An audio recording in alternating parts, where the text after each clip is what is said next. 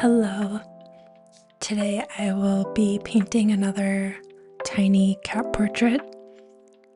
These paintings are pretty small. They're about 2.5 inches wide by 3.5 inches tall, so about the size of a sports card.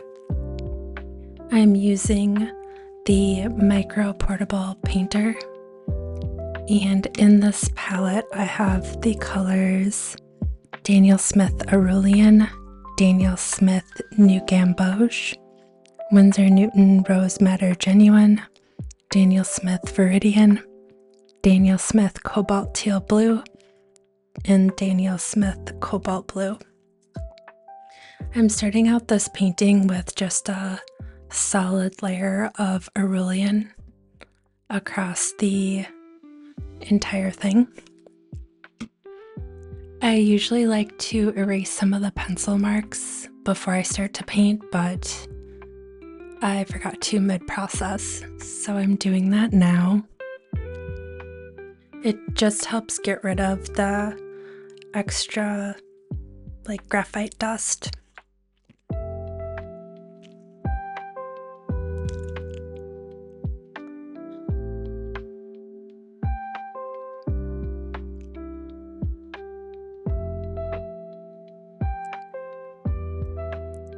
And then I'm continuing on with the Aurelian around the corners where I have the little flowers and leaves.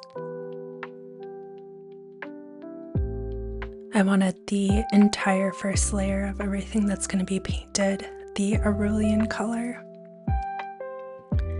And now I'm going in with the Cobalt Blue, and I used that for the cat's eyes, and then I'm doing a little bit thinner of a wash for the background of the cat to kind of create a dirty grayish green color, hopefully once it dries.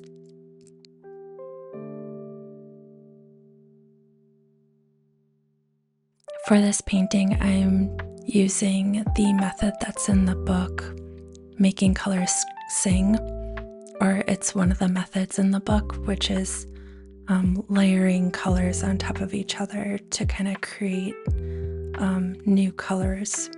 So I'm not really mixing anything at this point, I'm just layering up solid colors. And I'm using a lot of water to create a thin, light wash, so you can see that yellow pop through the cobalt blue.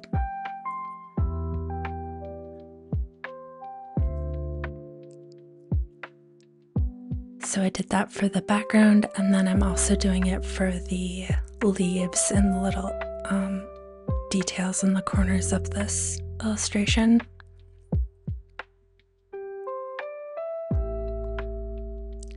The brush I'm using is the Betty Halloway. I really like these brushes. I don't know if I've said that before, but they're one of my favorites.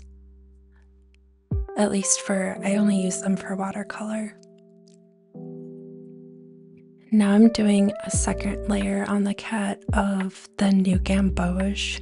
I'm trying to build up a brown color, and at this point I'm not really sure how to get brown with these colors, so I'm kind of just experimenting as I go. And once that New Gamboge layer dries, I add in some Rose Madder Genuine on top to hopefully get to more of a brownish tone. And on top of that layer, I added Cobalt Blue again, which I'm not loving because it's a little too blue.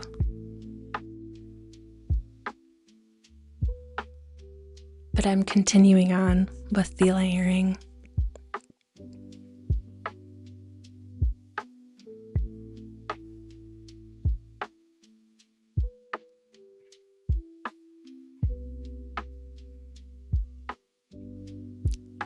I do like using the blue for shadows, and I am just going in up with that cobalt blue even more where the darker brown areas are of the cat. I'm anticipating once it dries, it won't be as harsh of a blue, maybe more like a Payne's gray. So I'm just blocking in those darker colors. And then I added some Rose Madder Genuine and New Gamboge and the Cobalt Blue, and I tried to create a brown color. And that is what I'm using now to outline the cat. And I'm going to go in over the blue with this color just to add some more brown to the cat's face.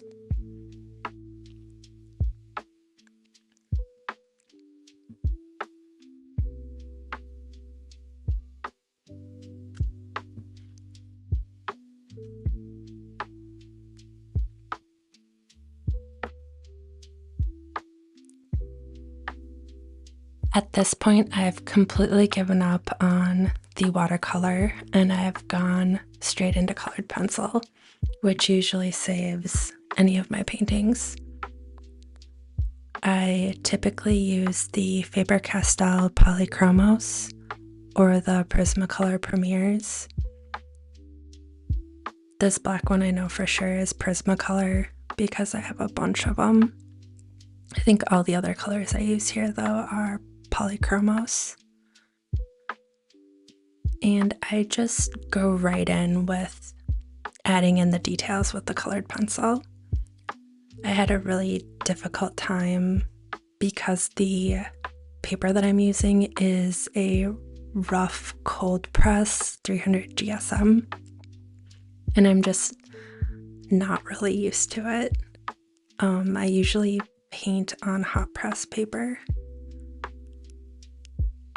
but I'm just trying to make it work. So we'll see how I get over time. But I don't think this paper is really meant for small, tiny detailed work. It's just really hard to get into those like rough nooks and crannies. And now I'm finishing it off with the white jelly roll to add in highlights. So I do that in the eyes and the nose and then the whiskers just to add more detail.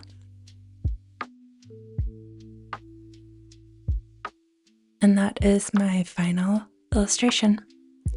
Thanks for watching. Bye.